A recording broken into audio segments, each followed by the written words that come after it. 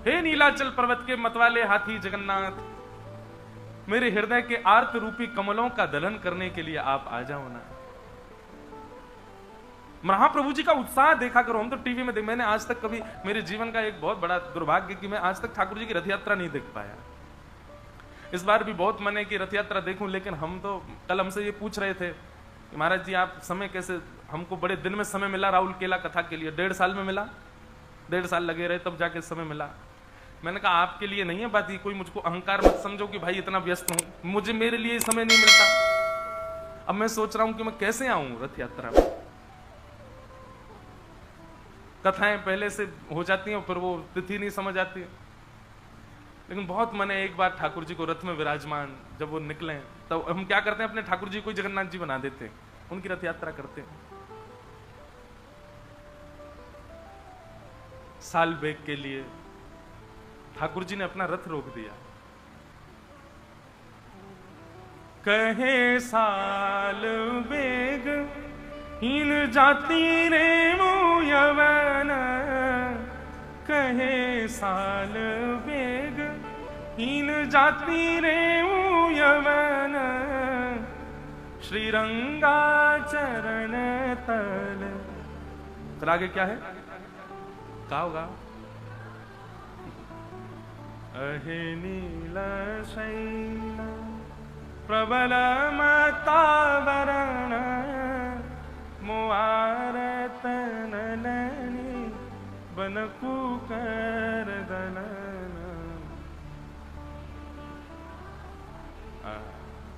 हम लोग उन सीढ़ियों से उतर के जब आते हैं महाप्रभु जी के मंदिर से तो ऐसे ही आ जाते हैं आराम से, लेकिन जगन्नाथ जी कैसे आते, कूदते कूदते आते, कितने उछल के मारते, कितने उत्साह में भर गए ठाकुर जी कि अपने वैष्णवों से मिलने जाऊंगा। ओ परब्रह्म परमात्मा, जो तीनों लोगों के, तीनों भुवन के स्वामी है, पूरा ब्रह्मांड जिनके अधीन रहता है, वो अपने सामान्य से भक्तों के भाव के लिए कितने उत्साहित हो जाते हैं। लेटते लेटते आते हैं, लुढ़कते लुढ़कते आते हैं ऊपर से, और इतने उत्साह में भर जाता। व्यक्ति जब बहुत उत्साह में भर जाता है ना तो स्वयं नहीं चलता, आसपास लोगों के कंधे पे हाथ धर लेता, बोले मुझे उठा के लेके चलो, मैं परम प्रसन्न हूं। ऐसे श्री जगन्नाथ जी स्वयं नहीं चल रहे हैं, पंडा पुजारियों के ऊपर चढ़ जाते, बोले अब लेके चलो मुझे।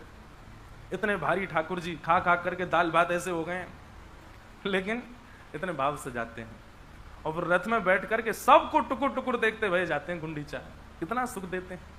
एकमात्र पूरे ब्रह्मांड में एकमात्र श्री जगन्नाथ जी ऐसे ठाकुर हैं जो अपने मंदिर से बाहर निकल के वैष्णवों से मिलने आते हैं, और कोई ठाकुर नहीं आते। ऐसे प्रेम के साक्षात स्वरूप श्री जगन्नाथ जी।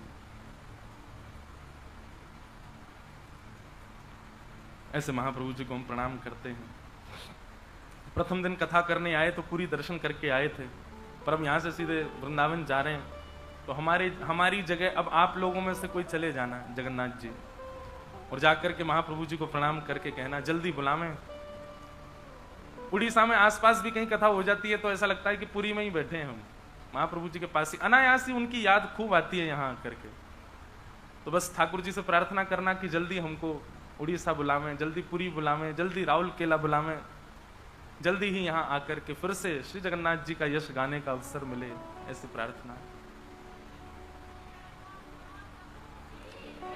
श्री जगन्नाथ महाप्रभु की।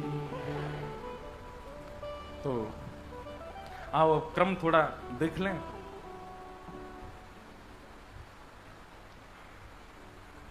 भगवान का विवाह श्री रुक्मिणी जी के साथ में हुआ। रुक्मिणी साक्षात लक्ष्मी है, तो प्रथम विवाह ठाकुर जी का रुक्मिणी जी के साथ में हुआ। रुक्मिणी जी से विवाह के पश्चात ठाकुर जी का द्वितीय विवाह जामवंत की पुत्री जामवती के साथ में हुआ। एक सेमंतक नाम की मणि द्वारिका में थी, जिसके लिए भगवान ने सत्राजित यादव को, जिसकी वो मणि थी, उसको कहा था कि भाई ये मणि तुम द्वारिका के कार्यालय में दे दो, लेकिन उसने देने से मना कर दिया। कुछ दिन बाद उसका भाई वो मणि पहन करके गया, लेकिन उस भाई को एक शेर ने मार करके मणि को अपने पास रख लिया। मणि को शेर को मार करके मणि भालू लेकर के चला गया। परंतु भाई इतने दिन तक लौट करके नहीं आया, तो सत्राजित यादव ने भगवान के ऊपर कलंक लगा दिया कि इन्होंने मणि मांगी थी, मैंने देने से मना कर दी, 3 दिन बाद मेरा भाई लापता हो गया, इन्होंने ही उसको अपने यहां रखा है। बंधुओं देखो, दुख के 3 कारण होते हैं, काल, कर्म और स्वभाव। दुख 3 कारणों से हमारे पास आता है। सबसे पहला होता है काल, समय। संसार में ऐसा कोई व्यक्ति नहीं है जिसके जीवन में दुख नहीं आएगा। अगर उसके कर्मों का दुख नहीं आएगा तो उसके काल का दुख आएगा। यह कष्ट आता ही हमारे निर्माण के लिए है।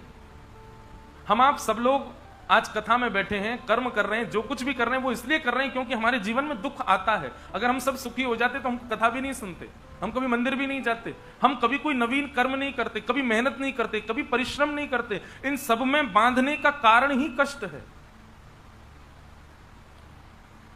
आपके जीवन से यदि सारे कष्ट खत्म कर दिए जाएं तो राक्षस बन जाओगे आप।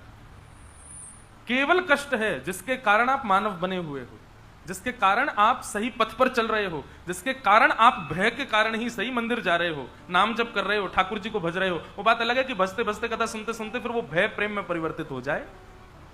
परंतु कहीं ना कहीं हमको क्यों मांस खाना गलत लगता है। एक दिन एक व्यक्ति ने मुझे पर्चा लिख के यहां मंच पर दिया। उसने कहा कि महाराज मेरे परिवार के लोग यहां कथा में बैठे हैं, मैं उस दिन में तो बोल नहीं पाया, आज याद आ रहा है। बोले मैं आप मेरा नाम लेके मत बोलिएगा, पर ये लोग सब लोग मांस भक्षण करते हैं, इन लोगों को समझ ही नहीं आता, बल्कि इनकी विचारधारा तो ऐसी है व्यक्ति के चित्त में जो खाने का मन आ जाए वो उसको खाना चाहिए। ऐसा भूल करके भी मत करिएगा। मानव बुद्धि और मानव का मन इतना खतरनाक है, वो दिन दूर नहीं है। मैं तो कह देता हूं, घोर कलयुग का स्वरूप पता है कैसा होगा। जब घर का कोई व्यक्ति मरणासन अवस्था में आ जाएगा ना, कि अब पता चल जाए इसकी मृत्यु होने वाली है, तो उसको जाकर के करोड़ रुपया में रेस्टोरेंट में बेच आया करेंगे। बोले जलाने से क्या फायदा, इसको पेट भर जाएगा। और हम आप सब तो रहेंगे नहीं उस समय पर आज जो न्यूज चैनल पर डिबेट्स होती है इसके लिए उसके लिए, उस समय डिबेट होगी इस चीज पर भी कि मानव को नहीं जलाना चाहिए, मानव को नहीं दफनाना चाहिए। बोले इससे अच्छा 4 लोगों का पेट भरेगा, इसको दे आओ रेस्टोरेंट में। ये भी आएगा समय, तब क्या करेंगे हम। और कई ऐसे देश हैं आज भी, वहां पर ये नियम है कि बड़े तो नहीं, पर हाँ बालक बच्चों को तो गोविंदाय नमो नमः कर जाते हैं राक्षस। आप कैसे किसी जीव को मार सकते हैं, आप कैसे किसी जीव की हिंसा कर सकते हैं।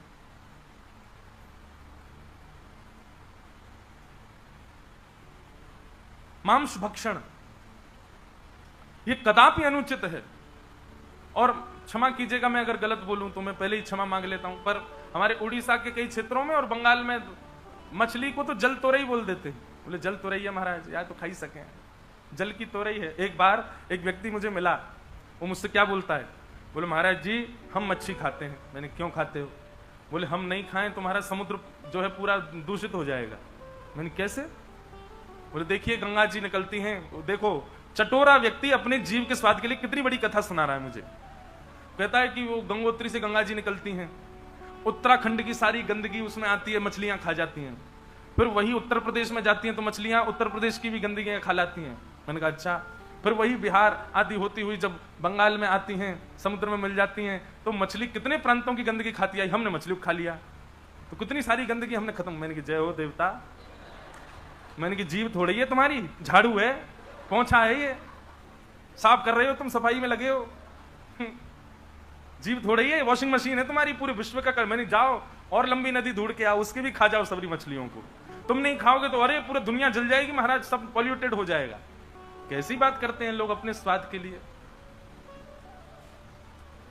मैं एक जगह कह रहा था कि व्यक्ति को भोजन करने में स्वाद, भोजन कितनी देर में हो जाता है हमारा, 8 से 10 मिनट, इससे ऊपर भोजन का समय नहीं जाता है। और उसमें हमको स्वाद कितनी देर आता है, केवल शुरुआत के 3 से 4 मिनट, उसके बाद स्वाद नहीं आता, उसके बाद हम पेट भरते हैं। लेकिन 4 मिनट के लिए आपने किसी की मां को मार दिया, किसी के बच्चे को मार दिया, किसी के भाई को मार दिया, 4 मिनट के स्वाद के लिए। ये राक्षसत्व नहीं है। फिर क्यों रावण को जला रहे हैं हम लोग। रावण कम से कम मांस भक्षण तो नहीं करता था, सत्य बता रहे हैं।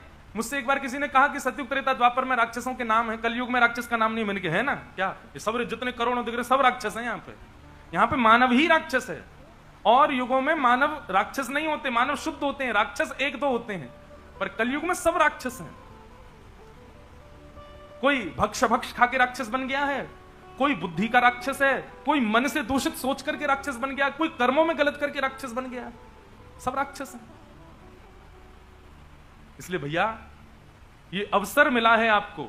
और एक बात बताएं, शास्त्रों में ऐसी आज्ञा लिखी है कि जो व्यक्ति मांस भक्षण करता है उसके हाथ का जल ठाकुर जी तो बहुत दूर की बात मान लीजिए, उसके पितृ भी कभी स्वीकार नहीं करते, बल्कि जब व्यक्ति मांस भक्षण करता है उसके पितृ यदि स्वर्ग में भी होते हैं ना तो वहां से धक्का दे दिया जाता है, बोले जाओ तुम नरक के अधिकारी, देखो तुम्हारे वंश के क्या कर रहे हैं बालक। वो कहता महाराज मेरा क्या गलती? बोले तुम्हारी ये गलती कि तुम समझा के क्यों नहीं आए इन लोगों को, मांस भक्षण कर रहे हैं। और नरक में जब उनको भेज दिया जाता है तो जिन जिन जीवों को उसके बालकों ने खाया है वही जीव वहां पर विशाल रूप धारण करके उसके पितरों को खाते हैं। देख तेरा बालक ऐसे हमारे पैर खा रहा था, ऐसे हमारा हृदय खा रहा था, ऐसे हमारा मस्तिष्क खा रहा था, हम तुझे खाएंगे। वो पितृ उस समय इतने नाराज होते हैं, तब पितृ दोष आता है बालकों के ऊपर। बोले कम से कम हमको तो बख्श दो, हम तो भजन करके अपने शुद्ध स्थान पर आ गए, कम से कम हमारे लिए तो गलत मत करो ऐसा। इसलिए भैया मेरी आपसे प्रार्थना है, कभी भी किसी जीव की हिंसा करके मत पाइए, कभी भी इस प्रकार का मांस भक्षण मत कीजिए अपने जीव के स्वाद के लिए। और तर्क वितर्क कुतर्क करने वाले तो अपने शरीर को, महाराज जी शरीर कैसे बनेगा और ये क्या, ये तो साइकिल है, खाएंगे तो ही चलेगा, जो होगा वो क्या, पता नहीं क्या क्या बात कहते हैं लोग। अब हमको इसमें ज्यादा कुछ नहीं कहना, बस इतना है, अगर आपका उद्देश्य श्री जगन्नाथ जी की प्राप्ति है तो अपने भोजन को शुद्ध करो। देखिए भोजन शुद्ध होगा ना, विचार अपने आप शुद्ध हो जाएंगे। एक व्यक्ति ने मुझसे कहा कि मेरा एक प्रेमी है, वो मांस तो खाता है महाराज जी, मदिरा तो पीता है, पर वैसे बहुत अच्छा है, वो स्वभाव का हृदय का बहुत अच्छा है, मैं क्या करूं? मैंने कहा ये तो वही मतलब हो गया कि उसने ब्याह तो मुझसे कर लिया पर प्रेम वो किसी और से करता है, चाहता किसी और को है। चल जाएगा ना काम, चलाना तो चला लो भाई। स्कूल तो आता है पर यूनिफॉर्म पहन के नहीं आता, स्कूल तो आता है पर बस्ता लेके नहीं आता, स्कूल तो आता है पर अपनी किताब कॉपी लेकर के नहीं आता, स्कूल तो जाता है लेकिन पढ़ता नहीं है, क्या काम का फिर? ये नियम बनाए हैं, हम मानवों को मांस भक्षण नहीं करना चाहिए। बहुत अपराध लगता है, बहुत बड़ा पाप लगता है। तो इससे बचिए।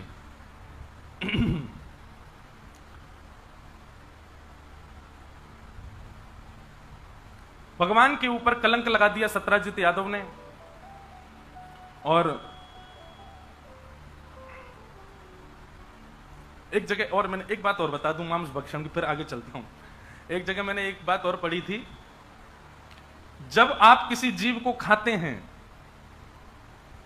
तो उसकी साइकिल कैसी होती है कि वही जीव जिसको आपने मार के खाया है वो जीव पिछले जन्म में इंसान था और आप जानवर थे, उसने आपको खाया था, तो आप अब अपना बदला लेने के लिए अब आप इंसान बन के आए हो और वही इंसान अब जानवर बन के अब आप उसको खा रहे हो। अब पता है इसमें मांस भक्षण करने वाले क्या कहेंगे, महाराज जी अगर हमने नहीं खाया तो हम अपना बदला कैसे लेंगे उससे? हमने नहीं खाया तो बदला कैसे होगा हमारा पूरा? इसलिए भैया इससे बचो, भोजन शुद्ध रखो। तो भगवान का दूसरा विवाह सत्यभामा जामवती के साथ में हुआ, जामवंत की पुत्री जामवती के साथ। तीसरा विवाह भगवान का सत्यभामा के साथ में हुआ। चौथा विवाह भगवान का कालिंदी यमुना जी के साथ में हुआ। बंधुओं, एक कथा आती बड़ी सुंदर कि ठाकुर जी के अत्यंत समीप में रहने वाले 3 लोग हैं। पत्नियों में ठाकुर जी के सबसे ज्यादा समीप रहती है सत्यभामा। और सत्यभामा समीप क्यों रहती हैं? सत्यभामा एक तो सुंदर बहुत है, दूसरा भगवान थोड़े से डरते हैं सत्यभामा से, थोड़ी सी ठाकुर जी को डरा धमका के रखती है, इसलिए ठाकुर जी ज्यादातर उसी के संग ही सिंहासन पर बैठते हैं द्वारिका के। तो सत्यभामा, गरुण जी और श्री सुदर्शन जी, ये 3 भगवान के सबसे समीप हैं। और मैं अधिकतर कथाओं में कहता रहता हूं कि जब अति सामीप्य मिल जाता है तो मान आने की संभावना बढ़ जाती है, अभिमान होने की संभावना बढ़ जाती है। एक राजा थे, और राजा की सभा में बहुत सारे लोग बैठते थे। राजा बड़े प्रतापी राजा थे। उनके महल में एक सेठ जी रहते थे। तो राजा जब कोई निर्णय देते थे तो वो सेठ जी उनके कान में जाकर के बार बार पूछते थे, जल पिएंगे क्या? कभी पूछते आप दूध पिएंगे क्या? कभी कहते बोले आप कुछ खाएंगे? तो राजा कहते नहीं नहीं नहीं। तो बाकी के सब लोग जो थे उनको पता तो होता नहीं था इन्होंने क्या बोला। फिर वो बाद में पूछते तुम क्या बोलते हो राजा के कान में? बोले कि वो जो भी निर्णय देते हैं मुझसे पूछ के देते हैं, तो मैं ही जाके बोलता हूँ उनके कान में, आप ऐसा ऐसा निर्णय दो। तो राजा बोल देते हैं। बोले अच्छा, तुम्हारी सुन के बोलते हैं? बोले हाँ। ऐसे लोग संसार में बहुत होते हैं। वो श्रेष्ठ लोगों के आसपास घूमते घूमते सबको ये दिखा देते हैं, देखो हमारी बहुत चलती है, हमारे कैसे ही सब काम होता है, हमारे चाहने से सब होता है। तो अति सामीप्य में मान आने की संभावना बढ़ जाती है।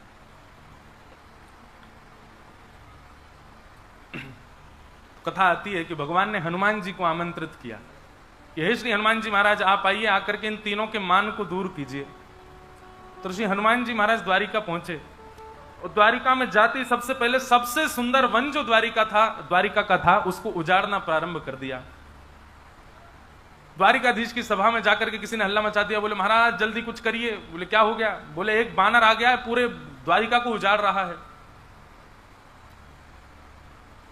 भगवान ने सुदर्शन जी से कहा, बोले सुदर्शन जी आप चले जाइए, जाकर के उस बानर को देखिए आइए, क्या कर रहा है, पूरी द्वारिका में बहुत उत्पात मचा रखा है। सुदर्शन जी बोले इतने छोटे से काम के लिए मैं जाऊं? किसी अन्य को भेज दीजिए, बानर भगाने का काम है, डंडा लेके कोई चला जाएगा, भगाया जाएगा। कई सैनिक गए लेकिन कोई सैनिक लौट करके वापस नहीं आया। तो भगवान बोले कोई भी आ नहीं रहा है, लग रहा है बानर बड़ा है, आप ही जाइए। तो सुदर्शन जी को इतना अपमानजनक लगा कि बानर भगाने के लिए मुझे भेजा जा रहा है। वो ठीक है भगवान, ऐसा प्रकोप करके आऊंगा कि बानर वंश ही खत्म हो जाएगा। सुदर्शन जी महाराज जैसे ही गए, वन में बैठे हैं श्री हनुमान जी महाराज, पूरा वन उजाड़ दिया। सुदर्शन जी ने जैसे ही आकर के हनुमान जी को देखा, जैसे ही उनके ऊपर आक्रमण करने लगे, हनुमान जी ने सुदर्शन जी को पकड़ा, अपनी कांख में दबा लिया और दबा करके बैठ गए। सुदर्शन जी की जीभ भी सब बाहर आ गई निकल करके, महाराज छोड़ा ही नहीं, कस के दबा लिया।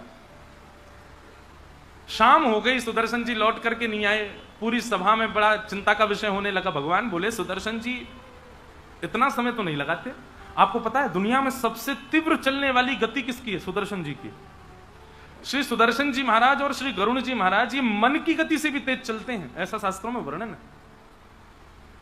सुदर्शन जी लौट करके नहीं आए। भगवान ने गरुण जी को बुलाया। 3 लोगों का मान दूर करना था, सुदर्शन जी का, गरुण जी का और सत्यभामा का। गरुण जी से कहा, बोले गरुण जी दिख के तो आओ, तुम्हारे प्रिय मित्र सुदर्शन जी कहां रह गए? बोले नहीं आने वाले होंगे। बोले आए तो नहीं, बहुत देर हो गई, तुम जाओ। तो श्री गरुण जी महाराज को भी अपने ऊपर लज्जा हुई कि बताओ मैं बानर को भगाने के लिए, सुदर्शन जी को ढूंढने के लिए मेरा प्रयोग किया जा रहा है, मैं गरुण, मेरा इतना प्रताप। कोई बात नहीं ठाकुर जी, मैं अभी जाता हूं, देख के आता हूं। गरुण जी महाराज जैसे ही गए, जाकर के वन में देखा महाराज, तो उन्होंने, हनुमान जी तो कांख में दबाए बैठे हैं सुदर्शन जी को। ये दृश्य देखते ही गरुण जी को विश्वास नहीं हुआ। बोले भगवान नारायण के सुदर्शन को कांख में दबा लिया, ये बानर तो नहीं हो सकता। भैया आप कौन हो? हनुमान जी मुस्कुरा गए, बोले आओ गरुण जी पधारो। गरुण जी महाराज समझ गए, बोले ओहो आप तो हनुमंत लाल हैं। अरे सुदर्शन भैया तुम पहचाने नहीं, हनुमान जी हैं ये तो। बोले मुझसे बात बाद में करना, पहले निकालो तो सही यहां से। गरुण जी बोले छोड़ दो, प्राण निकल जाएंगे। टांग ऊपर कर दी तो गरुण जी ने सुदर्शन जी को लिया, बेचारे हाथ पांव सब सूज गए उनके। गरुण जी महाराज बोले आप पधारे, भगवान आपकी प्रतीक्षा कर रहे हैं, आप जल्दी चलो। हनुमान जी बोले आप पहुंचिए, आपसे पहले पहुंच जाऊंगा मैं। गरुण जी बोले मेरी गति को चैलेंज? आप मन में सोचो भुवनेश्वर, तुरंत भुवनेश्वर सोचते, अगर आप भुवनेश्वर गए आपको तुरंत भुवनेश्वर दिख जाएगा। मन इतना तेज चलता है, पर मन की गति भी हल्की पड़ जाती है गरुण जी के आगे। हनुमान जी बोले आप पहुंचिए, आपसे पहले पहुंच जाऊंगा मैं। गरुण जी बोले मेरी गति को चैलेंज? मन की गति से तेज चलता हूं मैं। ठीक है हनुमान जी महाराज आप आइए, मैं सब व्यवस्था कर देता हूं वहां पर। हनुमान जी बोले ठीक है निकलो। गरुण जी जैसे ही निकले, क्षण भर से भी कम लगा उनको पहुंचने में, और जैसे ही द्वारिका में सुधर्मा सभा में पहुंचे तो क्या पाया, श्री हनुमान जी महाराज सामने बैठे हैं, करताल लेकर के कीर्तन कर रहे हैं ठाकुर जी के आगे। गरुण जी को आज पहली बार लगा कि मुझे आज तक लगता था मुझसे तेज कोई नहीं चलता, ये हनुमान जी क्या, मुझे लग ही नहीं रहा ये वही है। ऐसा लगता है दो रूप हैं, एक से वहां एक से यहां, लेकिन दौड़ के वहां गए तो वहां हनुमान जी थे ही नहीं, वही हनुमान जी वहां बैठे। गरुण जी आए तो गरुण जी को केला दिया, बोले लो पाओ, आप कह रहे थे हमारी व्यवस्था करोगे, हम आपसे पहले आ गए। गरुण जी महाराज बोले धन्य है। सुदर्शन जी का मान चला गया, गरुण जी का मान चला गया। भगवान ने गरुण जी से हनुमान जी ने गरुण जी से कहा कि ठाकुर जी को आप एक बार निवेदन कर दो, वो आ जाएं, दर्शन दे दें। सुनो एक बात कह देना। बोले क्या? अकेले नहीं आए ठाकुर जी। बोले हाँ रुक्मणी जी के साथ में आएंगे। बोले नहीं नहीं रुक्मणी नहीं, ठाकुर जी से कहो हमारी सिया जी के साथ में आए, सीता जी के साथ में आके विराजे। देखो कृष्ण तो राम जी ही हैं, राम जी कृष्ण के रूप में आए हैं, पर हमारी जानकी जी के साथ में आएंगे तो ही मैं प्रणाम करूंगा, नहीं तो मैं प्रणाम नहीं करूंगा, मैं देखूंगा ही नहीं। ठाकुर जी को जाके बोल दो जानकी जी के साथ में आए। गरुण जी ने भीतर जाकर के उद्घोषणा करी, बोले हनुमान जी आए हैं। हनुमान जी का नाम सुनते ही 16,100 पत्नियां खड़ी हो गई, आहा जय हो हनुमान जी पधारे हैं। गरुण जी बोले लेकिन उन्होंने कहा है कि ठाकुर जी से कह दो सीता जी के साथ पधारे। सब पत्नियां कहने लगी अब सीता जी कहां से आएंगी? भगवान कृष्ण बोले आप 16,108 में जो सबसे सुंदर है उसको हम थोड़ा बहुत श्रृंगार का भाव बता देंगे, वो अपना श्रृंगार कर ले तो शायद हनुमान जी को सीता जी का भाव लगे और वो प्रणाम कर ले। तो सबसे पहले बिना किसी के कहे अपने आप ही सत्यभामा जी आके खड़ी हो गई। बोले कि ये तो कहने वाली बात नहीं है, सबसे सुंदर मैं ही हूं, मैं ही अपना श्रृंगार कर लेती हूं। रुक्मणी आदि पत्नियां बोली हाँ हाँ इन्हीं को ही ले जाओ। सत्यभामा जी ने, और सत्यभामा सच में बहुत सुंदर थी, उन्होंने अपना श्रृंगार किया। महाराज जैसे वो श्रृंगार करके पधारी, ऐसी अद्भुत छटा उनकी देख करके निहाल हो गए सब लोग। ठाकुर जी बोले चलें सभा में हनुमान जी के पास? बोले हाँ चलो। जैसे ही सभा में पहुंचे ठाकुर जी को देख करके तो हनुमान जी के नेत्र सजल हो गए, जय हो मेरे रामचंद्र पधार, मेरे राघव जी पधार गए। ठाकुर जी आकर के सिंहासन पर बैठ गए। भगवान भुजा उठाने लगे, बोले आओ हनुमान गले लगो हमारे। इतने में सत्यभामा बगल में आकर के बैठ गई। हनुमान जी महाराज बोले एक बार जानकी जी को आने दो महाराज, पहले उनको प्रणाम करूंगा फिर आपको हृदय से लगाऊंगा। भगवान बोले बैठी तो हैं। बोले ये तो कोई दासी लगती है हमें। भगवान बोले दासी नहीं है, ये हमारी पत्नी है। बोले अच्छा अच्छा क्षमा, मुझे लगा पता नहीं कोई दासी आ गई। अच्छा मैया प्रणाम। अब तो उनको क्या स्वीकार प्रणाम, वो तो रूठ करके चली गई भीतर। अंदर जाकर के बार बार दर्पण में अपने आप को देखें, रुक्मणी से मैं दासी लग रही हूं कहीं से। बोले वो हनुमान कहते दासी है तो बानर ही ना, बुद्धि तो है नहीं उसमें, मुझको दासी बोल रहा है। ठाकुर जी ने हनुमान जी को हृदय से लगाया, कहा धन्यवाद, आप ही मान का हनन कर सकते हो, इसीलिए आपका नाम हनुमान है। ऐसे ऐसे हनुमान जी महाराज द्वारिका में पधारे और द्वारिका आकर के ठाकुर जी के अति प्रियों का मान मर्दन। देखो मान रहित होने के दो तरीके हैं, एक तो श्री हनुमान जी को प्रणाम किया करो, मान रहित करते हैं, और दूसरा यदि आप प्रेम लक्षणा भक्ति के उपासक हो तो गोपी गीत का पाठ किया करो, गोपी गीत भी मान रहित करता है। ऐसे श्री हनुमान जी महाराज को हम बारंबार वंदन करते हैं। मंगल मूर्ति मारुति नंदन, सकल अमंगल मूल निकंदन, सकल अमंगल मूल निकंदन, मंगल मूर्ति मारुति नंदन। भगवान ने 16,108 व्याग किए, और ये 16,108 जो है भगवान के द्वारा बनाई गई प्रकृति ही है जिससे ठाकुर जी ने विवाह किया। भगवान की 8 मुख्य पटरानी जो हैं ये अष्टधा प्रकृति हैं, पृथ्वी जल अग्नि वायु आकाश मन बुद्धि और अहंकार। ये भगवान की 8 मुख्य पटरानियां हैं। हमारे बाहर की 5 प्रकृति पृथ्वी जल अग्नि वायु आकाश, ये बाहर की 5 प्रकृति किसने बनाया? 5 प्रकृतियों को भगवान ने बनाया, ठाकुर जी ने बनाया। तो इसका मतलब यह है कि ये कृष्ण लीला में भगवान की पत्नी नहीं है, ये सदा से ठाकुर जी की पत्नियां हैं। 5 प्रकृति पृथ्वी जल अग्नि वायु आकाश। फिर इन 5 भूतों में, इन 5 तत्वों के बीच में रहने वाला मानव, इस मानव को भी किसने बनाया? भगवान ने। और मानव के अंदर 4 प्रकृति हैं, मन बुद्धि आत्मा और अहंकार, जिसमें आत्मा तत्व जो है ये परमात्मा का ही स्वरूप है। इसलिए आत्मा तत्व को यदि अलग करें तो 3 तत्व बचते हैं, मन, बुद्धि और अहंकार। यहां पर अहंकार का मतलब अभिमान मत समझिएगा। मुझे प्यास लगी और मैंने पानी पिया, यह भी एक अहंकार है। इसको सेल्फ कॉन्शियसनेस कहते हैं, इसको देहाभिमान कहते हैं। मुझे नींद आई और मैं सो गया, यह भी एक सूक्ष्म अहंकार है, तन का अहंकार। उसको नींद आई, मैंने सुला लिया। सब लोग इधर देखो, यहां देखो, यहां देखो, 12:30 बजे के बाद कहीं भी देखना, अभी हमको देखो। तो अहंकार का मतलब यहां पर अभिमान नहीं है। अहंकार का मतलब देह की कुछ इच्छाएं होती हैं, उनमें आपका वश नहीं हो तो वो करना ही पड़ेगा, लेकिन वो अहंकार के अंतर्गत आती है। पानी पीना, भोजन खाना, रात्रि सो जाना, अपने तन की स्वस्थता के लिए क्रिया करना, ये सब अहंकार में आ जाते हैं। पर जितना जरूरी है उससे अधिक जब हम अपने शरीर के लिए करने लगते हैं तो वो फिर अभिमान कहलाता है, वो देहाभिमान कहलाता है।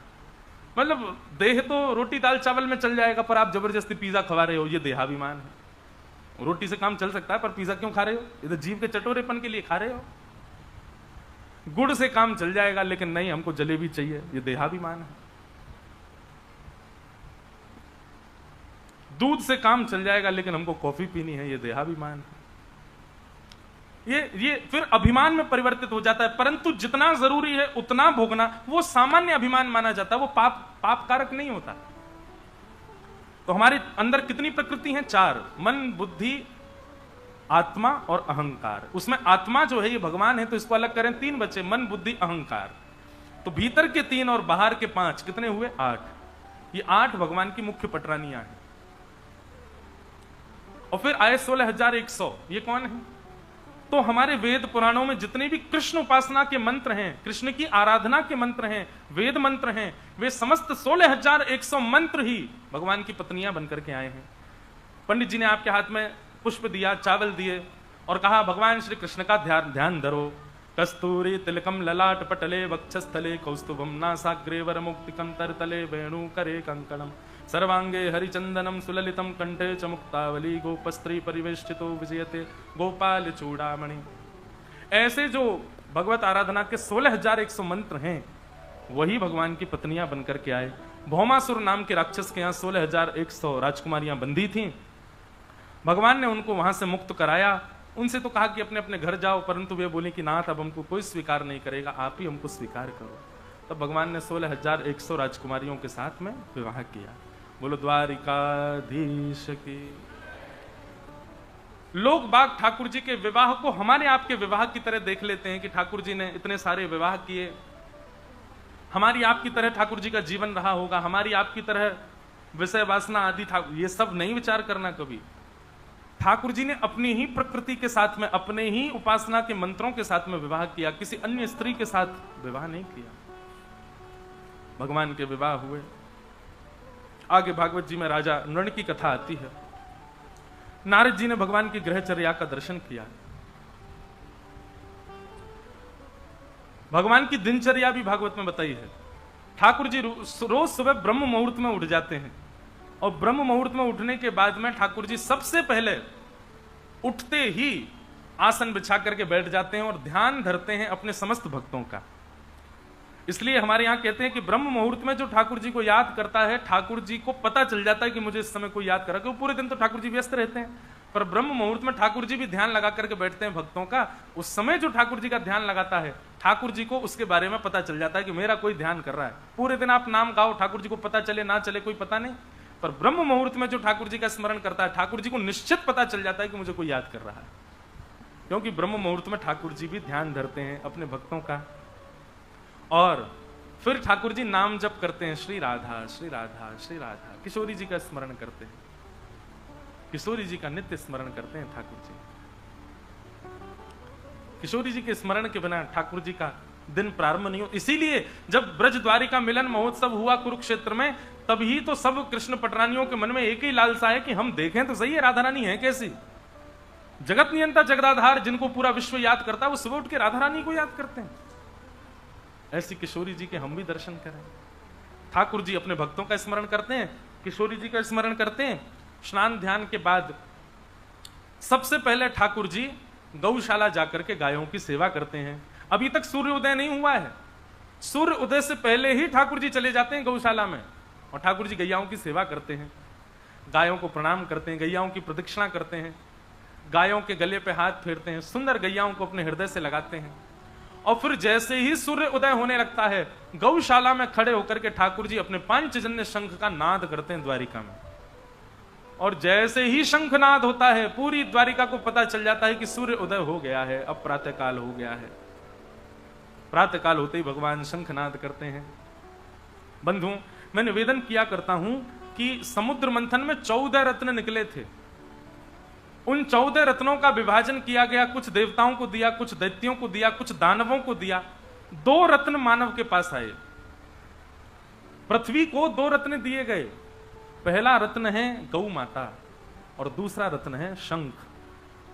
ये 2 मानव के रत्न हैं पृथ्वी से मिले हुए। आप लोग कुछ मत कीजिए, केवल 2 काम हमारे कहे से रोज कीजिए।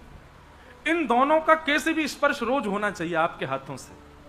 आपके अंग का कैसे भी स्पर्श शंख से और गैया से रोज होना चाहिए। पर गैया शुद्ध हमारी भारतीय गैया होनी चाहिए, विदेशी गैया नहीं, जिसका कोठा उठा रहता है, जिसके गले में कंबल होता है, वो शुद्ध भारतीय गैया है। वो वास्तव में सुरभि गैया की वंशज है, वो हमको मिली है रत्न में। बाकी ये जो विदेशी गैया है, इसको तो शास्त्रों में गैया ही नहीं कहा, इसको कहते हैं गैया जैसे दिखने वाले दूसरा जानवर है, ये गैया नहीं है। इसलिए शुद्ध देशी गैया और शंख, ये 2 आपके तन से रोज छुभने चाहिए। आप कुछ नहीं, 6 महीने तक कुछ मत करो, केवल ये 2 काम रोज करो, गैया का स्पर्श और शंख का स्पर्श। 6 महीना में ही आप अपनी बुद्धि में परिवर्तन देखेंगे, आप अपने विचार में परिवर्तन देखेंगे, आप अपने मन की स्थिरता में परिवर्तन देखेंगे, आप अपने कर्म में परिवर्तन देखेंगे। शंख और गैया का स्पर्श एक अद्भुत प्रकार की ऊर्जा आपको प्रदान करेगा, जिससे आपकी मति शुद्ध होगी। और कुछ मत करो, ये 2 काम रोज करो, क्योंकि मानव को मिले रत्न है, मानव इन्हीं का स्पर्श नहीं करता। नित्य ठाकुर जी गैया के सेवा करते हैं, फिर उसके बाद शंख बजाते हैं। महाभारत के अनुशासन पर्व में एक कथा सुनाई जाती, बहुत ध्यान से सुनना।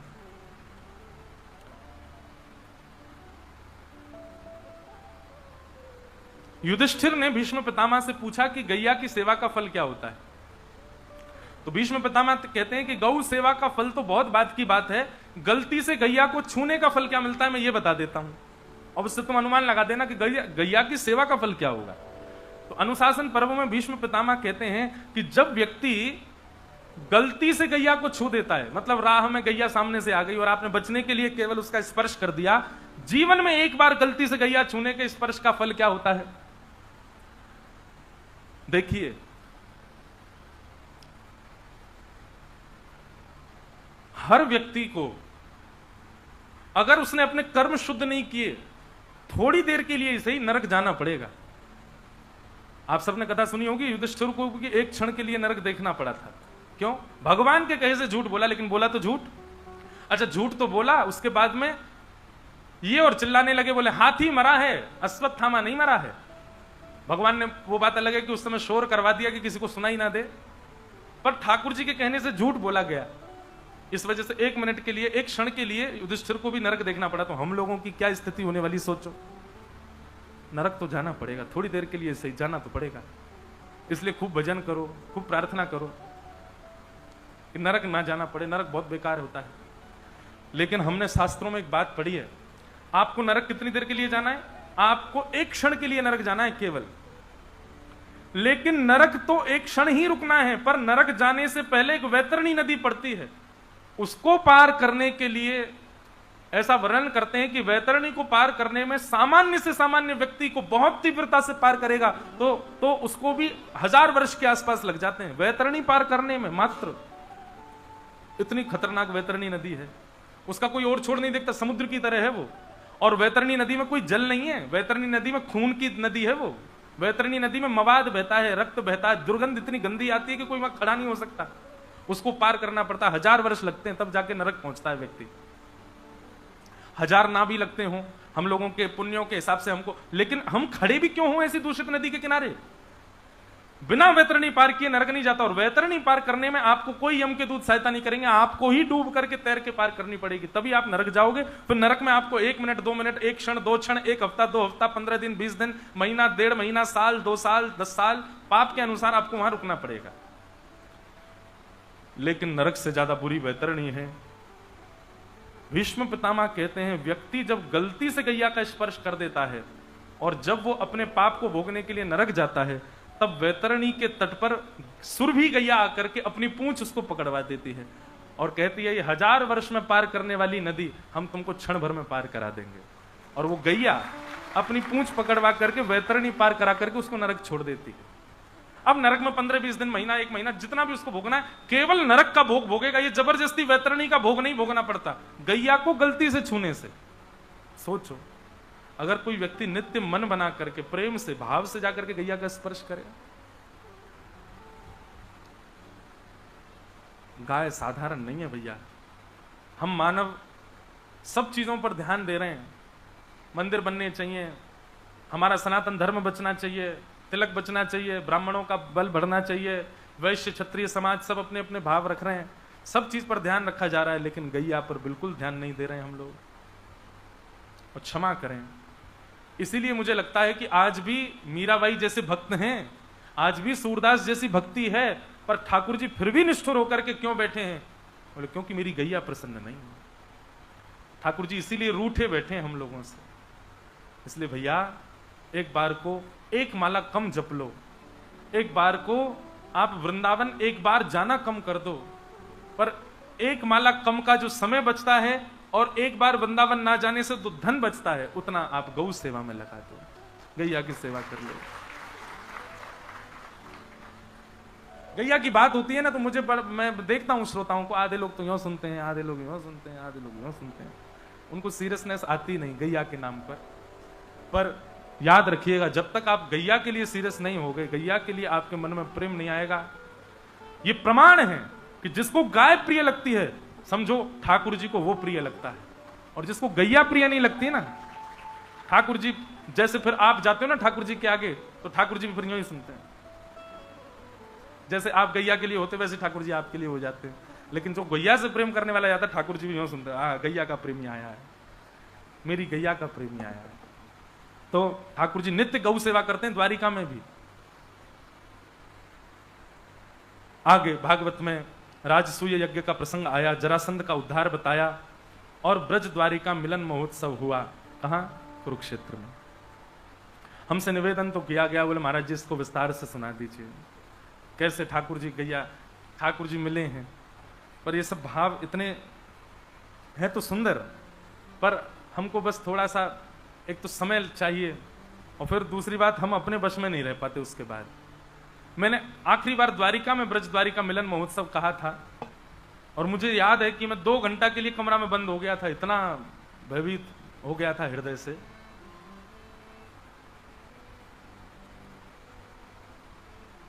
ठाकुर जी ब्रजवासियों से बहुत प्रेम करते हैं। सूर्य ग्रहण का समय था, द्वारिका के सब लोग कुरुक्षेत्र में यज्ञ करने के लिए आए हैं। भगवान के ब्रज से गमन के पश्चात ब्रजवासी कहीं नहीं गए, लेकिन आज सैकड़ों वर्ष बाद ब्रजवासियों के मन में भी आया कि सूर्य ग्रहण है, कुछ दान पुण्य करें, हम सब भी कुरुक्षेत्र चलते हैं। ना ही ब्रजवासियों को पता है कि वहां द्वारिका आने वाले हैं द्वारिका के लोग, और ना ही द्वारिका के लोगों को पता है कि यहां ठाकुर जी के प्रिय ब्रजवासी आने वाले हैं। और तभी कुरुक्षेत्र में कुंभ की तरह, जैसे कुंभ का मेला होता है, ऐसे सबके शिविर लगे थे। यहां पर हस्तिनापुर के हैं, यहां द्वारिका के लोग हैं, यहां दक्षिण भारत का शिविर है, यहां का, उन्हीं सब में एक छोटा सा शिविर, प्यारा सा शिविर ब्रजवासियों का भी लगा है। ब्रजभानु जी आए, नंद बाबा आए, यशोदा मैया आई है, मधुमंगल श्रीदामा, तनसुका मनसुका धनसुका, ठाकुर जी की सब सखा मंडली आई है। सब बड़े बड़े हो गए, 150 वर्ष हो गए ठाकुर जी को व्रत छोड़े, 100 वर्ष से अधिक हो गए, 150 तो नहीं। किशोरी जी भी आई हैं। तभी उड़ते उड़ते खबर द्वारिका के शिविर में पहुंची कि ब्रजवासी भी कुरुक्षेत्र में आए हैं। और जैसे ये बात पता चली कि ब्रजवासी कुरुक्षेत्र में आए हैं, द्वारिका के लोगों के चित्त में व्याकुलता होने लगी। सब लोग सोचने लगे ब्रजवासियों से जाकर के मिलें, उन ब्रजवासियों का दर्शन करें जिन ब्रजवासियों ने हमारे द्वारिकाधीश को इतना प्रेम प्रदान किया।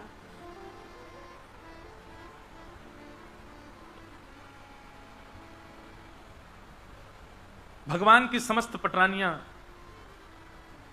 सबके चित्त में आने लगा, हम भी तो जाकर के देखें श्री राधा रानी कैसी हैं। मैं सूक्ष्म में ही सुनाऊं, सब कृष्ण पटरानियां गई हैं किशोरी जी का दर्शन करने।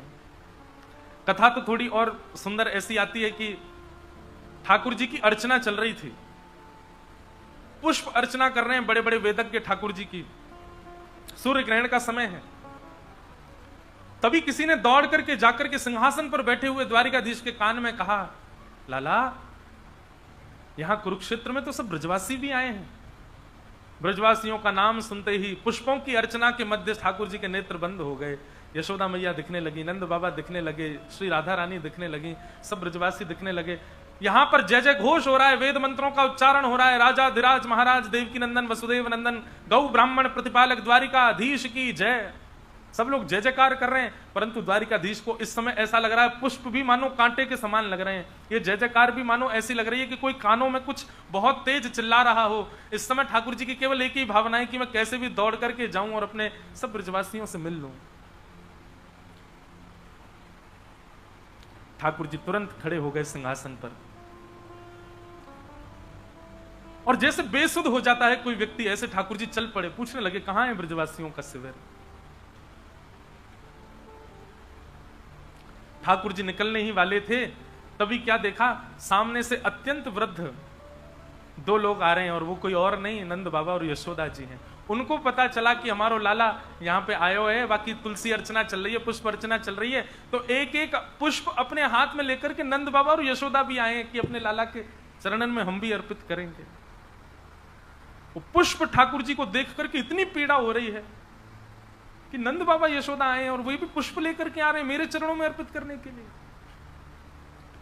ठाकुर जी दंडवत लेट गए सामने। यशोदा मैया की नेत्रों की ज्योति कमजोर हो गई है। मैया को किसी ने बताई, बोले मैया कन्हैया तुम्हारे चरणन में प्रणाम कर रहे हो। जैसे ही यशोदा मैया ने सुनी कन्हैया प्रणाम कर रहे हो, 100 वर्ष से अधिक हो गए, तुरंत यशोदा मैया नीचे गिर पड़ी, लाला को हाथ पकड़ लियो, पकड़ करके मानो द्वारिकाधीश बन गए अब ठाकुर जी।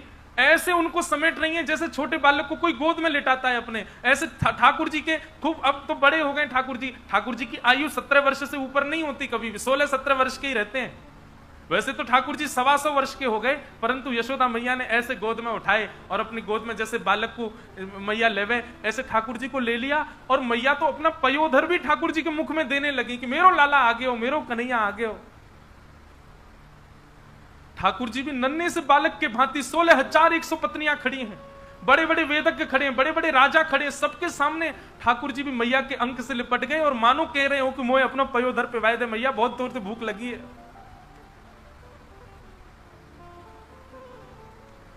वो प्रेम नहीं होता बंधुओं जहां पर आपको अपनी स्थिति का पता है, जहां पर आपको यह पता है कि आप कुछ हो, वो सब कुछ होगा, वो प्रेम नहीं हो सकता। और जिस स्थिति में आप यह भी भूल जाओ कि मैं कुछ हूं, वही तो प्रेम है।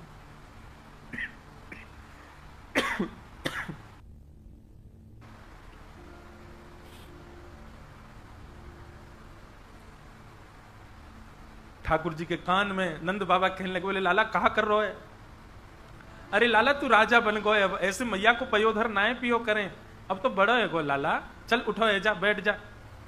नंद बाबा की बात सुनकर के ठाकुर जी तो उठ गए। तभी वहां देवकी और वसुदेव का आगमन हुआ।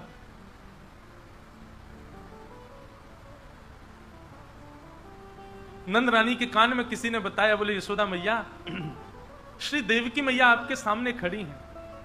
देवकी मैया को नाम सुनते ही यशोदा मैया पृथ्वी पर दंडवत लेट गई और देवकी के चरण पकड़न लगे।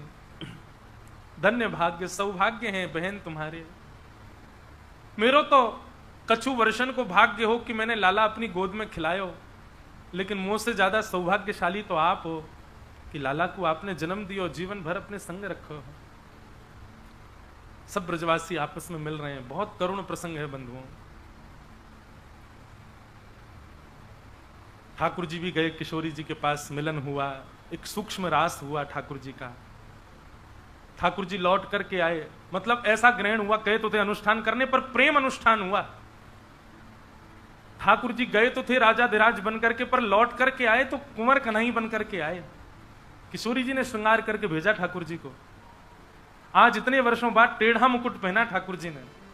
आज इतने वर्षों बाद किशोरी जी की कामर अपने दोनों भुजाओं में ऐसे डाल करके ठाकुर जी आए हैं। किशोरी जी के अंग की सुगंधी ठाकुर जी के अंग से आ रही है। अब द्वारिका में तो ठाकुर जी सीधे सीधे चलते हैं, पर आज ठाकुर जी की चाल वही बाकी चाल चलते भय आ रहे हैं। द्वारिका के लोगों ने एक क्षण के लिए ब्रज के श्याम सुंदर का दर्शन किया, किशोरी जी ने श्रृंगार करके भेजा है।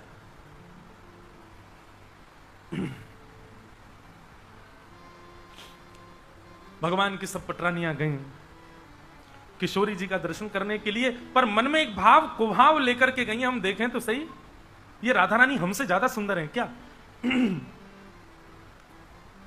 जैसे ही भवन में प्रवेश किया, अत्यंत सुंदरी को देख करके सब नतमस्तक हो गई। बोले निश्चित ही किशोरी जी हैं। प्रणाम किया, बोले आप वृषभानु नंदिनी हमारा प्रणाम स्वीकार करें। घुंघराले केश, मृग जैसे नेत्र, अत्यंत सुंदरी। वो कन्या बोली नहीं नहीं, आप गलती कर रहे हैं, किशोरी जी तो भीतर बैठी हैं, मैं तो उनकी चरणों की दासी हूं।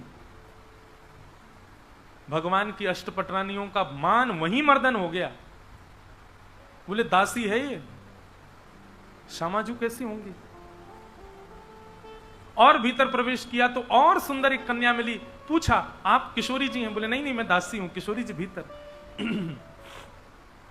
धीरे धीरे धीरे धीरे मान कम होता जा रहा है, एक से एक सुंदर दासियां मिलती जा रही हैं। एक समय तो ऐसा आया, रुक्मणी आदि ने अपना मुख छुपाना प्रारंभ कर दिया। हम काय बात की सुंदर मानती हैं अपने आप को? ये दासियां हमारी लज्जा उड़ा रही हैं, ये दासियां हमारे रूप को फीका कर रही हैं। किशोरी जी के आगे कैसे बैठ पाएंगे हम? जब पूर्ण रूपेण मान रहित हो गई, पूर्ण रूपेण लज्जा रहित हो गई, पूर्ण रूपेण हृदय में शून्यता आ गई, अब अपनी सुध भी नहीं है। रुक्मणी भूल गई कि मैं कौन हूं, मैं लक्ष्मी हूं, मैं रुक्मणी हूं, मैं अत्यंत सुंदरी हूं। ये सब मान उनके भीतर का जब नष्ट हो गया, पूर्ण रूपेण यह भी भूल गई कि मैं कौन हूं। तब मुख्य शिविर में प्रवेश किया, तभी देखती हैं असंख्य सुंदरी, स्वर्ग की अप्सरा उर्वशी आदियों को भी लज्जा हो जाए उनकी सुंदरता पर, ऐसी असंख्य सुंदरी कन्याएं खड़ी हैं। और उन सब के मध्य में उन असंख्य सुंदरी कन्याओं की भी सुंदरता को फीका कर देने वाली हमारी किशोरी जी बैठी हुई है, हमारी श्री राधा रानी बैठी।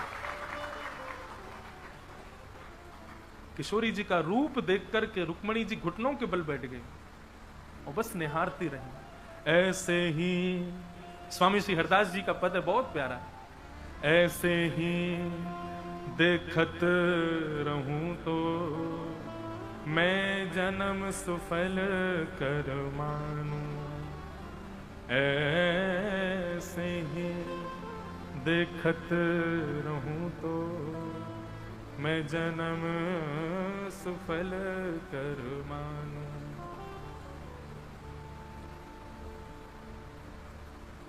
रुक्मणी जी से किसी ने पूछा आपकी स्थिति क्या है?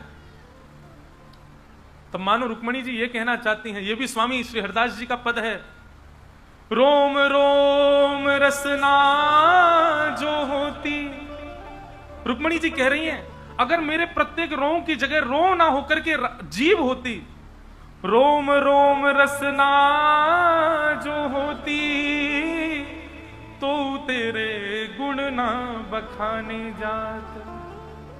कहा करूं एक जीव मेरी सजनी, बात की बात। स्वामी श्री हरदास जी कहते हैं हमारी किशोरी जी कितनी सुंदर हैं। बोले अगर हमारे प्रत्येक रों की जगह, कितने रोए हैं मानव के शरीर में? करोड़ों अनगिनत रोए हैं। बोले इतनी जीव यदि भगवान ने प्रकट कर दी होती तो भी किशोरी जी का यश नहीं बता सकता, तो भी किशोरी जी की सुंदरता का वर्णन नहीं कर सकती हैं रुक्मणी जी। इतनी सुंदर है हमारी श्यामा जी। बंधुओं, रुक्मणी जी के प्रसंग में आता है कि रुक्मणी जी अपने जीवन में सबसे एक बात कहती हैं कि मैं सबके बगैर रह सकती हूं, लेकिन द्वारिकाधीश के बिना नहीं रह सकती। पर आज रुक्मणी जी की स्थिति बदल गई। रुक्मणी जी ललिता विशाखा के चरणों में लेट करके कह रही हैं, मैं द्वारिका छोड़ने को तैयार हूं, पर अब मैं किशोरी जी के बिना नहीं रह सकती। मुझे किशोरी जी के चरणों की सेवा प्रदान कर दो। और सेवा में कुछ नहीं चाहिए, केवल ये मुझे दिखती रहे, मैं इनको देखती रहूं। ऐसी हमारी श्यामा जो है, ऐसी हमारी किशोरी जी। रुक्मणी जी को अपने हृदय से लगा लिया। जब दुर्वासा ऋषि ने 12 वर्ष का श्राप दिया था ना रुक्मणी जी को कि ठाकुर जी से दूर रहना, रुक्मणी जी जो एक क्षण ठाकुर जी के बगैर नहीं रह सकती, वो 12 वर्ष कैसे दूर रह ली ठाकुर जी से। उस दुर्वासा ऋषि के श्राप पर रुक्मणी जी दूर चली गई, और वहां दूर जब गई हैं तो विरह व्याकुल हो गई, ठाकुर जी के बिना रह नहीं पा रही हैं। तब रुक्मणी जी के चित्त में किशोरी जी प्रकट हुई, और 12 वर्ष तक किशोरी जी ने रुक्मणी जी को संभाला है।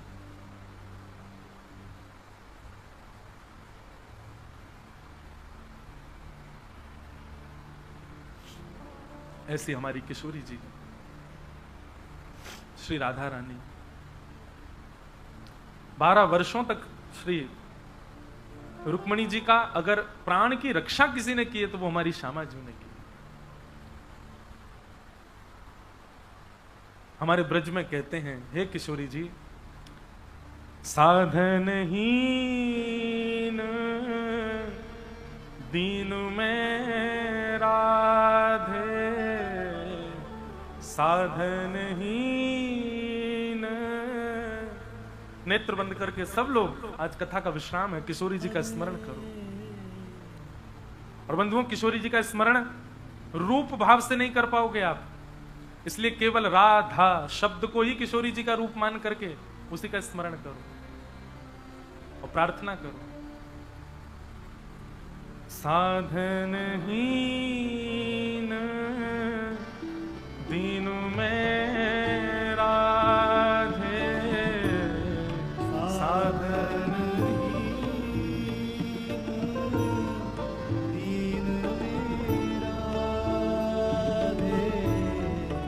तुम करुणामयी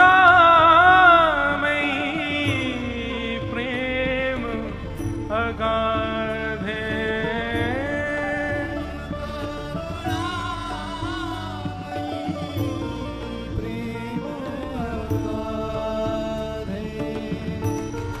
तुम करुणामयी प्रेम अगाधे,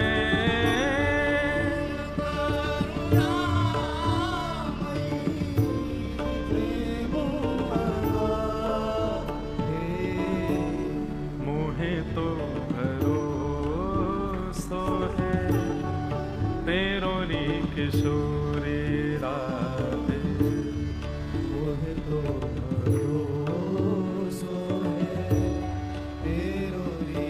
एक कृष्णदास भक्त की मैं कथा सुनाता हूं। उन्होंने कहीं महाभारत की कथा में ऐसा सुन लिया, महाभारत में लिखा भी है कि यदि कोई व्यक्ति 12 वर्ष तक एक नियम का पालन करे बिना नागा, 365 दिन हर दिन उस नियम का पालन करे 12 वर्षों तक, तो 12वां वर्ष जिस दिन पूर्ण होगा, 13वें वर्ष के पहले दिन वो जो मांगेगा वो उसको मिल जाएगा। यदि वो श्याम सुंदर से कह दे ठाकुर जी प्रकट हो जाओ, तो 13वें वर्ष के पहले दिन ठाकुर जी उसके सामने खड़े हो जाएंगे। बस नियम टूटे ना, छूटे ना, 12 वर्ष तक एक दिन भी नागा नहीं होना चाहिए नियम में। कृष्णदास ने जब ये बात सुन ली तो वो रोज उसने एक नियम बनाया कि उसने फूलों की बगिया बनाई और फूलों के बगीचे से रोज पुष्प तोड़ता, एक माला बनाता और अपने हाथों से जाकर के ठाकुर जी को पधराता।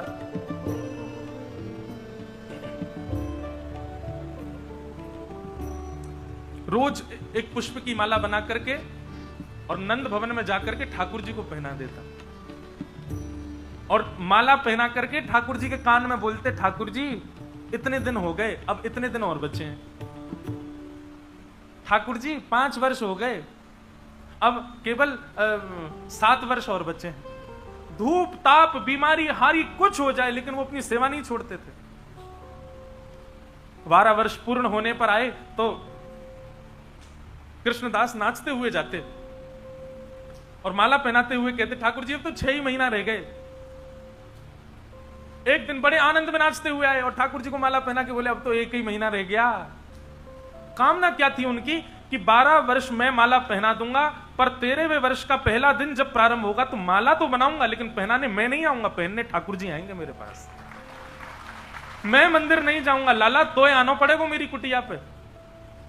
ठाकुर जी अब तो 1 ही महीना रह गए हो। नाचते हुए जाते, ठाकुर जी अब तो केवल 15 दिन रह गए। और जब 10 दिन शेष रह गए ना, तो रोते बिलखते आते नीचे से, लाला अब मेरी सेवा पूर्ण है बेवारी है, अब तो 10 ही दिन रह गए। उस गली को, उस भवन को, नंद भवन को, सबको खूब निहारते, बस अब तो मैं 5 दिन और आऊंगा, फिर तो मैं नहीं आऊंगा।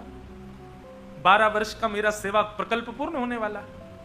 ठाकुर जी अब तो 3 ही दिन रह गए, और जिस दिन अंतिम दिन था, लाल पड़ रहा है नेत्र, हाथ पांव कांप रहे हैं, और ठाकुर जी के भवन में जाकर के बड़ी मुश्किल से माला पहना पाए और चरणों में गिर गए, रोने लगे, मेरी अब सेवा पूर्ण हो गई नाथ, मैं माला बनाऊंगा, मैं 56 भोग बनाऊंगा, लाला तेरे काजे सुंदर खीर बनाऊंगा, पुआ सब्जी पूड़ी सब बना के रखूंगा, बस लाला कल तेरे वे वर्ष को पहला दिन है, आ जाइयो मेरे पास, तेरी प्रतीक्षा करूंगा मैं। और प्रणाम करते हुए रोते बिलखते हुए वहां से चले गए। 12 वर्षों की सेवा बेनागा, एक दिन भी छूटे बिना पूर्ण की उन्होंने। और रात्रि से ही लगे सामग्री बनाने, सब्जी बनाई, पूड़ी रोटी सब कुछ बना करके तैयार किया, और सुबह ब्रह्म मुहूर्त में ही बैठ गए। नंद भवन के मार्ग को देख रहे हैं, दूर दूर तक झाड़ू लगा करके आए हैं, कितनी दूरी तक इत्र बरसा के आए हैं कि लाला आवेगो वाको कहीं कीट कंकड़ ना लग जाए, और उस मार्ग पर ही बैठे हैं। सूर्य उदय हो गया, प्रतीक्षा कर रहे हैं, बोले अब लाला को श्रृंगार है रोए, मंदिर में श्रृंगार आरती होगी, बाल भोग होगा, बाकी बाद आवेगो। अरे श्रृंगार तो है गए होगा, बाल भोग भी है गए, आरती को समय भी है तो गए, अब आने वाला होगा, बस आवे आ ही रहे होगा। देखते देखते बाट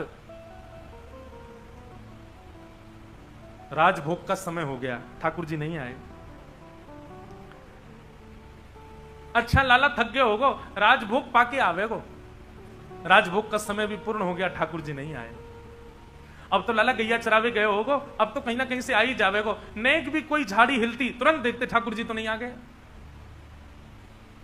शाम का समय हो गया, ठाकुर जी नहीं आए। रात्रि ब्यारू का समय हो गया, ठाकुर जी नहीं आए। और शयन का समय होने लगा, शयन आरती की घंटी बजने लगी मंदिर में। तो इनको इतना विश्वास कि ये सोचे अब मंदिर में शयन आरती के बाद आवेगो लाला, सब कुछ शयन करा के तब आवेगो, अकेले में मिलेगो मुझे आके। शयन आरती के बाद भी घंटों बीत गए, ठाकुर जी नहीं आए। रोने लगे और सोचने लगे मैंने कोई कमी छोड़ी 12 वर्ष में, लाला तू आयो नहीं।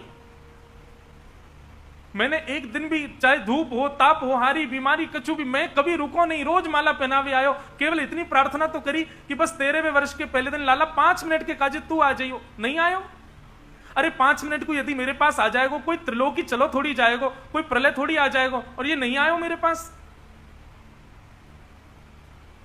पहले तो रोए, पहले तो बिलखे, लेकिन जब करुण क्रंदन करने लगे तो क्रंदन करते करते उनको क्रोध आ गया। बोले जे ना आवे को, ये तो छलिया है, ये तो कपटी है, ये तो महाकपटी, यहाँ ने छिप करके बाली मार दियो, बेचारी ब्याह करवे आई, सुरपण का वाके नाक कान काट दिए, ये तो ऐसा ही है, या को स्वभाव बड़ा बेकार है, या के चक्कर में काई को फंस गया मैं।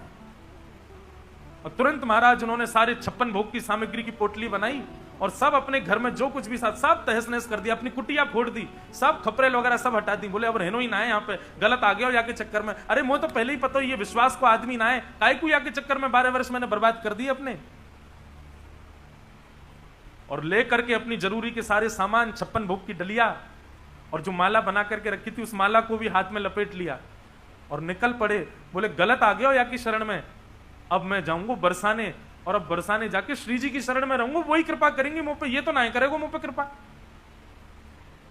नंद गांव से बरसाना की दूरी 6-7 किलोमीटर है, पास ही है।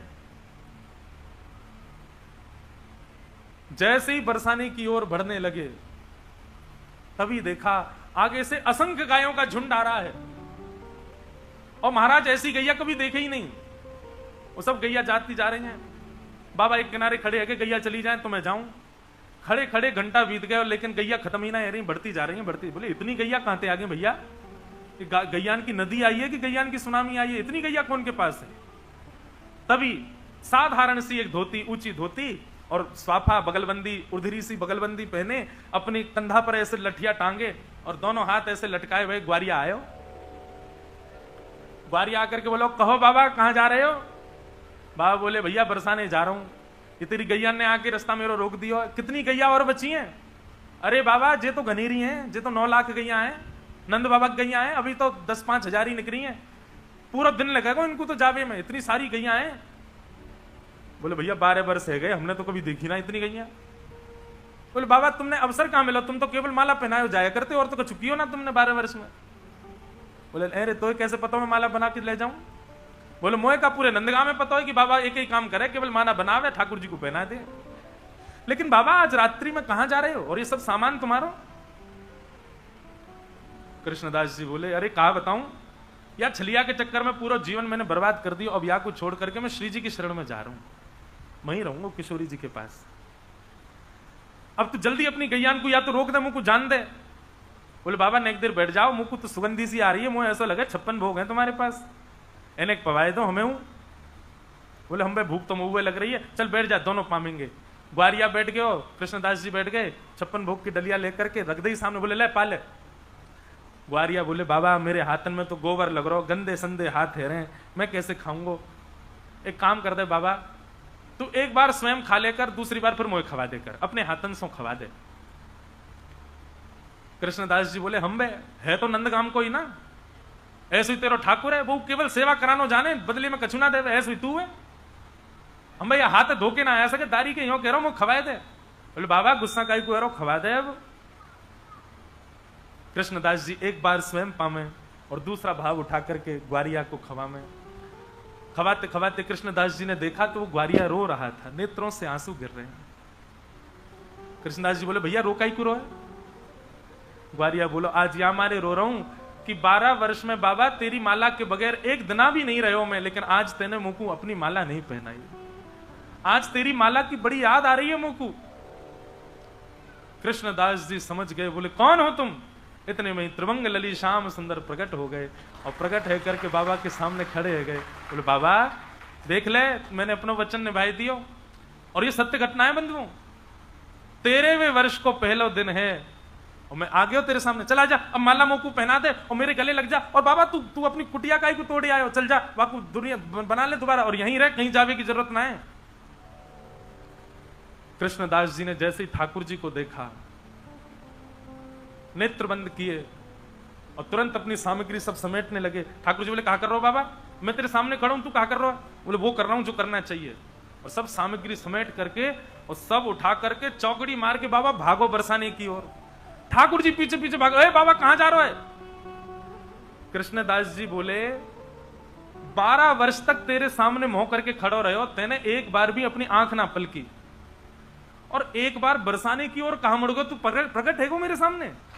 अब तो जीवन भर श्री जी के पास ही रहूंगा, मोकू तेरी सेवा की प्राप्ति की चाबी मिल गई है। बोले किशोरी जी के ही अधीन हो तुम, उनकी शरण में रहूंगा तभी आओगे। और ठाकुर जी पीछे भागते रहे, कृष्णदास जी पकड़ में ही नहीं आए, सीधे जाके बरसाने ही रुके। और जाते ही किशोरी जी की शरण में जाते ही पुजारी ने पूछा अरे बाबा कहां ते आयो, कहा नाम है तेरो। नाम ही बदल दिया। बोले अब तक कृष्णदास था, अब राधा दास हो गया हूं, अब मेरा नाम राधा दास है। ऐसी हमारी श्यामा जी, हमारी किशोरी जी, उनके आश्रय के बिना ठाकुर जी कृपा नहीं कर सकते बंधुओं। और कृपा करेंगे भी ना ठाकुर जी बहुत समय में करेंगे और इतराते भय करेंगे, ज्यादा भाव खाएंगे। अगर अकेले इनके पास गए तो श्री जी की शरणागति ग्रहण कर लोगे तो ये इतराएंगे नहीं, ज्यादा भाव नहीं खाएंगे, सहज हो जाएंगे। हमारे ब्रज में कहते हैं हमारे माई श्यामा जू को राज, जाके अधीन सदा ही सांवरो, या ब्रज को सिरताज। हमारे माई श्यामा जू को राज। ऐसी किशोरी जी को हम प्रणाम करते हैं। अब हम भाव तो अंत में गाएंगे, हमको जल्दी कथा पूरी करें फिर नहीं फ्लाइट छूट जाएगी हमारी। आगे कुरुक्षेत्र मिलन हुआ, तत्पश्चात भगवान के सखा सुदामा जी का चरित्र सुनाया गया। कई बार विस्तार से आप सबने श्रवण किया ही है। भगवान के यदुवंश को श्राप लगा, सब लोग आपस में झगड़ करके मृत्यु को प्राप्त हो गए। बलराम जी अपनी लीला पूरी करके क्षीर सागर में प्रवेश कर गए। भगवान एक वृक्ष के नीचे जाकर के बैठे, बेलिया ने बाण मार दिया। भगवान ने उद्धव आदि को ज्ञान उपदेश दिया और कहा कि अब मैं अपनी लीला पूरी करके प्रस्थान करूंगा। कहां प्रस्थान करेंगे? तो भगवान की लीला पूर्ण हुई, ठाकुर जी दिव्य ज्योति में परिणत हो गए। 7 बार आकाश में भ्रमण करते हुए जब वेदव्यास जी ने भागवत की रचना की तो तिरोधाय प्रविष्टोयम श्रीमद भागवतार्णवम, ठाकुर जी की जो वो दिव्य ज्योति है वही भागवत जी में आकर के विद्यमान हो गई। बोलो भागवत महापुराण की। द्वारिकाधीश ने अपनी लीला पूरी की।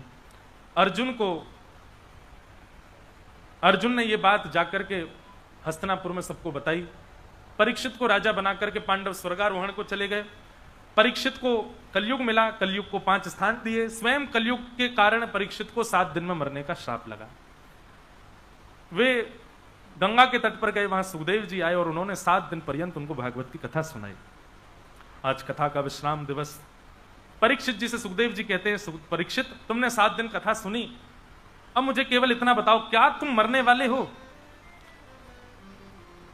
परीक्षित जी महाराज बोले, 7 दिन पहले मेरी बुद्धि कहती थी कि मैं मरूंगा, पर अब मैं कहता हूं कि मेरी आत्मा तो नित्य मुक्त शुद्ध है, वो भगवान को प्राप्त करेगी, मेरा शरीर यहीं रह जाएगा। शरीर की मृत्यु होती है, आत्मा की मृत्यु नहीं होती। भगवान बोले बस। सुखदेव जी बोले, यही बात तुमको समझानी थी कि आत्मा कभी नहीं मरती है। आत्मा तो आपके कर्मों के अनुसार भटकती रहती है। यदि वही कर्म भजन बन जाए तो वही मुक्त होकर के भगवत धाम को प्रस्थान कर जाती है। ये शरीर तो केवल बंधुओं साधन है, इसको साधन ही रहने दीजिए, इसको साधन से ऊपर का दर्जा मत दीजिए। लेकिन हमारे अंदर क्या है कि बातें केवल कथा तक रहती हैं, उसके बाद हम सब भूल जाते हैं। ऐसा नहीं बंधुओं, इनको याद रखा करो, ये शरीर केवल साधन है, इसको साधन के भांति इसका प्रयोग करो। इस पर ज्यादा आसक्त होकर के पूरे दिन इसी के लिए लगे मत रहो। ठीक है, इतने आसक्त तो हमें थोड़ा बहुत इसके लिए करो, पर पूरा समय केवल शरीर की ही भोगों में लगे रहना भगवान से मिलने में वंचित कर देगा हमको। सुखदेव जी महाराज उठ करके व्यासपीठ से वहां से प्रस्थान कर गए। बोलो सुखदेव जी महाराज की। तक्षक सर्प ने आकर के परीक्षित को डस दिया और उनका 5 भौतिक शरीर जल करके राख हो गया और उनकी आत्मा दिव्य रूप धारण करके एक विमान में विराजमान होकर के भगवत धाम को प्रस्थान कर गए। बोलो भागवत महापुराण की। मार्कंडेय ऋषि को प्रलय का दर्शन हुआ। उस प्रलय में भगवान वट के वृक्ष के ऊपर करार विंदेन पदार विंदम मुखार विंदे विनवेशयंतम वटस्य पत्रस्य पुटे शयानम बालम मुकुंदम मनसा स्मरामि। बाल कृष्ण प्रभु को वट के वृक्ष के पत्र पर देख करके मार्कंडेय ऋषि का भेद दूर हुआ कि प्रलय में ब्रह्मा जी भी डूब जाते हैं, लेकिन परब्रह्म साक्षात श्री कृष्ण हैं, वे सदैव, इस प्रलय का भी उन पर कोई प्रभाव नहीं होता। आदि आदि कथाओं को सुनाया गया। भागवत जी का अंतिम श्लोक सब लोग मेरे साथ 3 बार कहेंगे। सब लोग उच्चारण करो। शुद्धाम संकीर्तनम यस्य सर्व पाप प्रणासनो प्रणामो दुख समनः तम नमामि हरिं परम। नाम संकीर्तनम यस्य सर्व पाप प्रणासनो प्रणामो दुख समनः तम नमामि हरिं परम। नाम संकीर्तनम यस्य सर्व पाप प्रणासनो प्रणामो दुख समनः तम नमामि हरिं परम। एक बार और भाव से कहो। नाम संकीर्तनम यस्य सर्व पाप प्रणासनो प्रणामो दुख समनः तम नमामि हरिं परम। तम नमामि हरिं परम। तम नमामि हरिं परम। बोलो श्रीमद् भागवत महापुराण की। श्री वृंदावन बिहारी लाल की। श्री राधा रमण लाल की। श्री राधा वल्लभ लाल की जय। जय श्री राम। जगन्नाथ जगन्नाथ जगन्नाथ रक्षमाम महाबाहो महाबाहो महाबाहो पाहि माम। जिन भगवान का नाम संकीर्तन हमारे समस्त प्रकार के पापों का नाश कर देता है, ऐसे भगवान के पावन नाम को हम बारंबार प्रणाम करते हैं। बंधुओं, खूब नाम जपो, खूब भक्ति करो, खूब ठाकुर जी से प्रेम करो, खूब जगन्नाथ जी जाओ, खूब सब जगह जाकर के आनंद करो। ठाकुर जी ऐसे ही आप लोगों पर कृपा बरसाते रहें। श्री श्याम प्रेमी परिवार राउल केला, जिनके पावन सानिध्य में, पावन संकल्प से ये भागवत की कथा आप सबको सुनने को प्राप्त हुई, इस संपूर्ण परिवार के लिए एक बार जोरदार ताली बजाओ और महाप्रभु जगन्नाथ जी से प्रार्थना करो कि ऐसे परिवारों को खूब बल प्राप्त हो और सुंदर सुंदर ऐसे ठाकुर जी के समायोजन करावें। हम दोबारा से राउल केला आएंगे, जल्दी आएंगे। और अगली बार कुछ वैसे दिन कम हो जाएंगे, 7 दिन नहीं, 3-4 दिन को, हो सकता है 7 दिन को भी आ जाए, कुछ कह नहीं सकते, पर अगर 3-4 दिन के लिए आए तो कोई एक विषय के ऊपर कुछ ब्रज की लीला या कुछ भी जो भाव आएगा वो सुनाएंगे और ऐसा भाव रखेंगे। आप सबको बहुत बहुत जय श्री कृष्ण, जय सिया राम, जय श्रीमन नारायण, जय जगन्नाथ। आप सबको प्रणाम बड़े प्रेम और भाव से सब लोग कहा। जिनकी कृपा से यह रस प्रगट्यो वृंदावन अभिराम, जिनकी कृपा से यह रस प्रगट्यो, हाँ जिनकी कृपा से यह रस प्रगट्यो वृंदावन अभिराम, जिनकी कृपा से यह रस प्रगट्यो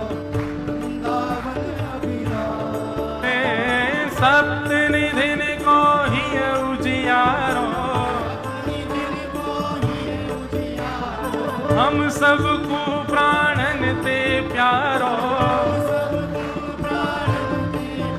और यह आनंद करवावे वारो, और हम सबको मिलवावे वारो, हे हमारो गिरधर लाल वृंदावन प्यारो वृंदावन, वृंदावन हे श्री वृंदावन मेरो वृंदावन, यह आनंद करवावे वारो, यह आनंद करवावे वारो, और हम सबको मिलवावे वारो, हम सबको मिलवावे वारो। देखो हम तो ऐसा करते हैं कि हम कुछ भी लिखते हैं तो प्रयास करते हैं कि अपना नाम ना लिखें, श्री गिरधर लाल जी का उन्हीं की कृपा से लिखा है, परंतु हमको 2 प्रसाद मिले अपने जीवन में। एक तो राधा रमणम हरे हरे, वो भी लाल जी की कृपा से लिखा गया। जब उसको लिखा गया तो उसकी अंतिम पंक्ति जो है ना, वो पूज्य श्री मलुकपीठ वाले महाराज जी ने लिखी है। कैसे है? गोप सुवेशम दास इंद्रेशम राधा रमणम हरे हरे, वो हमने नहीं लिखा है, वो मलुकपीठ वाले महाराज जी ने लिखी अंतिम पंक्ति।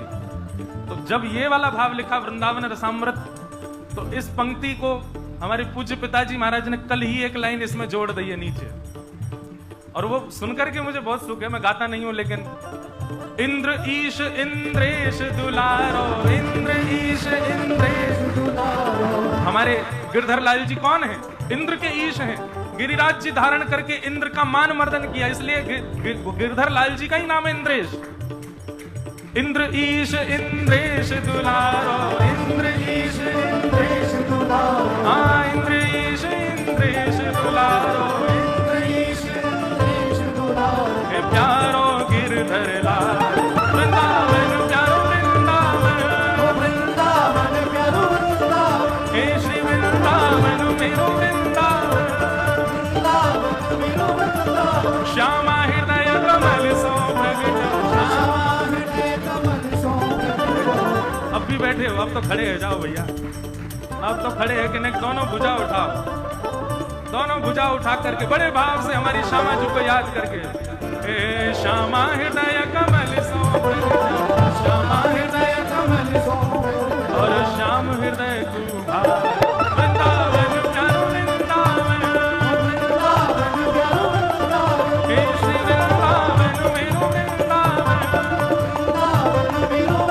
जय राधे राधे, जय राधे राधे, जय राधे राधे, जय राधे राधे राधे, वृषभानु दुलारी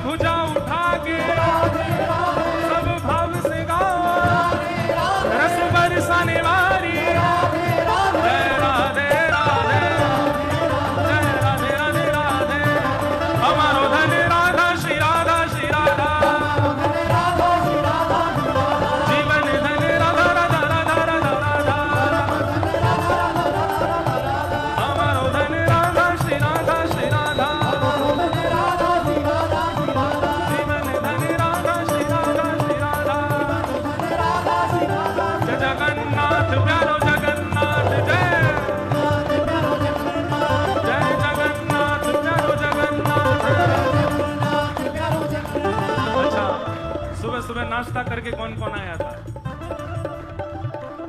और जो नाश्ता नहीं करके आए वो सबरे खड़े ही हैं। उसका मतलब अभी नाश्ता होना है। सुबह सुबह भो रही है, एक वर्जिश करो, 1.5 फुट उछल करके गाओ, सब भुजा उठाओ, जय जगन्नाथ प्यारो जगन्नाथ जय।